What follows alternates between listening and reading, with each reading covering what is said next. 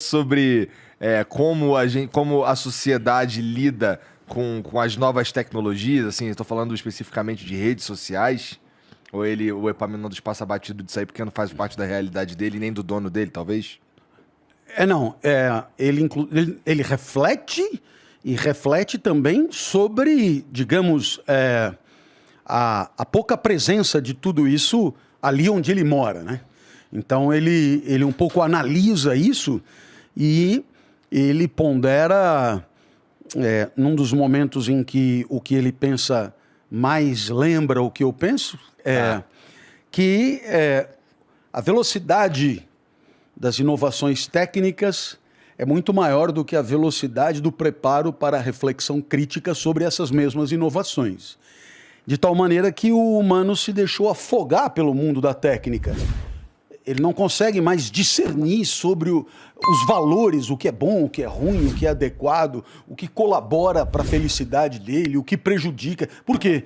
Porque o mundo do capital turbinou a produção da técnica e o homem foi perdendo competência reflexiva, até por ser instrumentalizado por esse mundo. Então, são poucas as pessoas a refletir criticamente sobre... E quando eu digo criticamente, não é meter o pau, é ponderar se aquilo convém, não convém, em que condições convém, como é que não convém, etc. Né? Se você imaginar aqui, Dédalo no labirinto com o filho Ícaro, fez lá 4 asas, né? 2 pares de asas para eles saírem dali do labirinto voando e voltarem para casa. Só isso. Não vai além disso que essa porra não vai dar certo. Não voa alto porque vai dar ruim, não voa baixo. É no meio do caminho, devagarzinho. Chegou, vai dar no limite, no talo. Presta atenção. Veja, são limites do uso da técnica para adequação à nossa necessidade, né? E Ícaro é um deslumbrado, né? Que não levando em conta a sabedoria do pai, acabou usando indevidamente a técnica e pagando...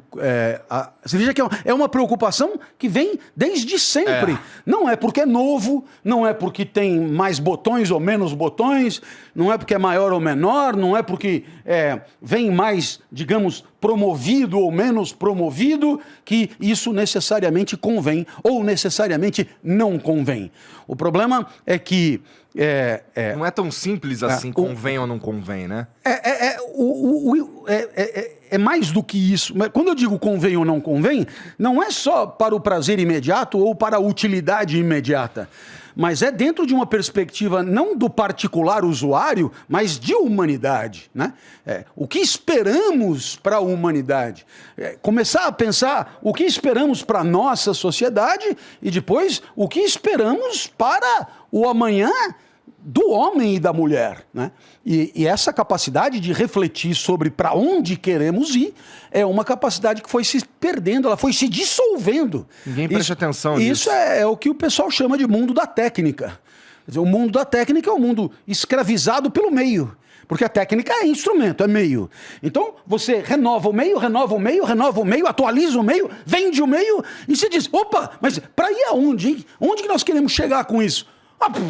Essa pergunta é deslocada, sei lá, entendeu? É o meio pelo meio, né? Então, é o tablet 4, 5, 6, 8, 14, 28 e tal, e as técnicas vão se substituindo e você, afogado pelo desenvolvimento técnico, vai perdendo a capacidade de discernir aonde é que você quer chegar. Porque o que um pouco o pessoal poderia chamar de propósito, mas um propósito para além do particular, né? Então, para além do particular, existe você diria que por exemplo, até ontem, eu estava achando que o meu propósito era o meu propósito. Que eu impus a mim mesmo, inclusive. Certo. Não, mas vamos imaginar o seguinte. Uma sociedade qualquer. E essa sociedade ela tem um desenvolvimento econômico razoável, mas essa sociedade, por alguma razão, consegue ter a lucidez de perceber que a sua formação intelectiva de base é insuficiente. Até para atender, digamos, economicamente o mundo do trabalho.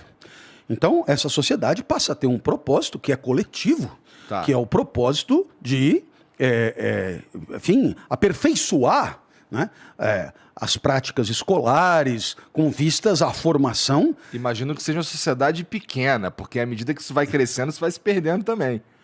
Será? Eu acho, cara. Assim, é porque eu sou meio descrente da forma como as coisas se organizaram. Aham. Que se organizam Sei. em 2022 aqui no Brasil. Aham. A gente tem 200 e tantos milhões de habitantes. A gente tem uma grande parcela dessa galera aí que tá na internet, fazendo uso das redes sociais.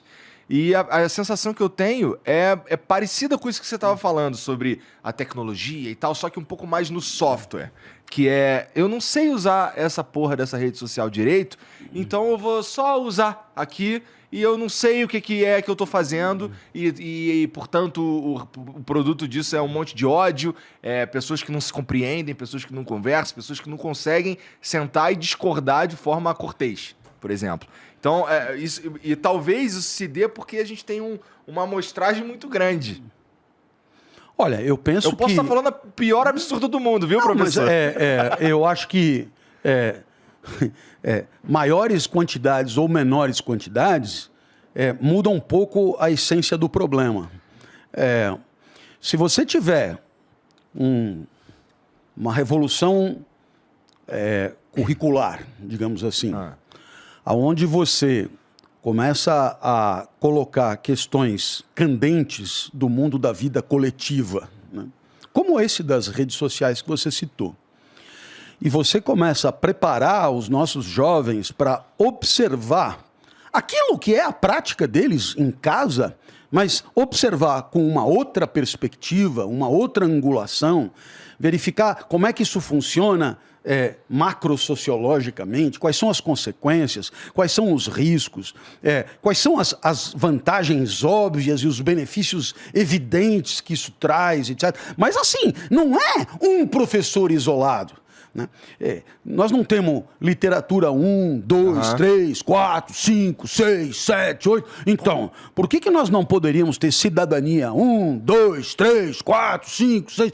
E numa grande disciplina sobre convivência e seus valores, você tem um segmento importante para as novas formas de convivência, que são essas aceleradas e turbinadas pelas técnicas, aonde o docente preparado, um docente apaixonado pelo que faz, um docente estudioso, um docente bem remunerado, um docente incentivado, um docente trabalhando numa escola que o prestigia e que lhe dá sustentação, esse docente vai patrocinar um programa de reflexão crítica, e crítica, eu repito, né, no sentido de um recuo para uma observação, eu diria, distanciada e metódica daquele objeto, com vistas a enxergar ali os seus aspectos positivos, negativos, suas vantagens, suas dificuldades,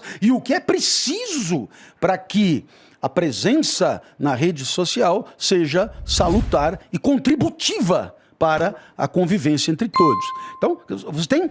não é a formação técnica do uso da técnica, porque essa formação ela acaba acontecendo em qualquer lugar, mas é a formação de reflexão crítica sobre os efeitos, as consequências em relação àquilo que podemos pretender para nós. Uma grande formação de cidadania, que eu diria, que passa pela discussão de onde queremos chegar como sociedade.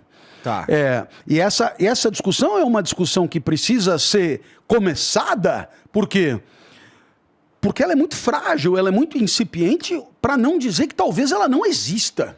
Tá certo? Então, ela precisa ser iniciada. É preciso um motor revolucionário que permita que, com lucidez, as novas bases curriculares contemplem a necessidade de continuar estudando trigonometria, álgebra, aritmética, trigonometria, esse negócio de citologia, biologia, tudo isso é fundamental. Mas é preciso admitir que também é fundamental. A convivência não pode ficar ao sabor do improviso. A convivência não pode ficar ao sabor do acaso. A convivência não pode ficar ao sabor da timidez e das iniciativas individuais.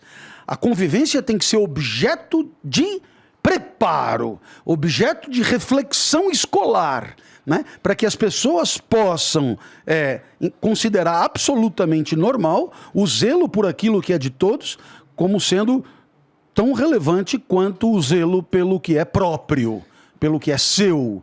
E isso tem que ser resultado de um processo de educação. Por quê? Porque do ponto de vista de natureza, de pulsões, daquilo que a gente tem já ao nascer, somos mesmo egoístas, mesquinhos. Você pega um bebê, ele puxa para si. Ele A gente quer sobreviver, no fim das contas. Desejante, apetente, precisa sobreviver. Então, mas não somos só isso. Temos a capacidade intelectiva que também nos é dada pela natureza. E a natureza, portanto, também nos faculta a consciência da nossa natureza desejante e a capacidade de relativizá-la, de ponderar suas condições, de ponderar em que medida ela nos convém e em que medida ela não nos convém, a ponto de podermos, com tranquilidade, abrir mão, não é, de uma facilitação, de uma comodidade, de um prazer, de um gozo, em nome do quê? Em nome da prerrogativa do outro, entendida por mim como valendo tanto quanto a minha. Uhum. Então, esse é um propósito coletivo fantástico. Mas ele tem um problema, eu acho. Porra, você que eu... Assim, você me perdoa quando eu falo esse tipo de coisa. Mas, cara, hoje, essa educação, de certa forma, ela é dada pela família quando essa existe, né? E aí ela pode ter diferentes níveis de... E eu vou usar aqui um termo bem raso. Níveis de qualidade, sabe? Existe também um debate se a gente realmente quer que um terceiro ensine isso para os nossos jovens, porque a gente sabe como é o ser humano. Assim, eu não confio em ser humano. Eu acho que a chance de um ser humano ser um arrombado é maior do que ele ser um cara gente boa. Então, para a gente delegar uma coisa tão importante quanto a habilidade de conviver a um cara que não está no nosso círculo social, pode ser um problema também, né? Pode, mas é por isso que a sociedade tem que confiar nas suas instituições. E quanto maior a sociedade, mais difícil a gente conseguir confiar também. Sim, né? É possível, mas uma sociedade grande tem também mecanismos macros, significativos, né, de definição, digamos, da chancela e da legitimidade que tem o educador para desempenhar esse trabalho. Esse sujeito não caiu de paraquedas, esse sujeito foi preparado para isso. Esse educador de cidadania, esse educador para a convivência, ele seria preparado com carinho por uma sociedade que pretende se revolucionar de dentro. Ele seria preparado para ocupar um posto de prestígio na sociedade. Ele seria entrevistado nos melhores podcasts, esse educador. Ele prestaria contas para a sociedade do seu trabalho, ele seria convidado a produzir e explicar como é que ele faz esse trabalho, ele seria mandado para outros lugares para dialogar com outros educadores, percebe? Quer dizer, no lugar de ser sucateado, pisoteado, achincalhado e com isso atravessado de uma série de ressentimentos, de uma indigência que o acompanha e uma sensação de injustiça social que realmente existe, mas que ele compra para si como sendo indelével, irreversível.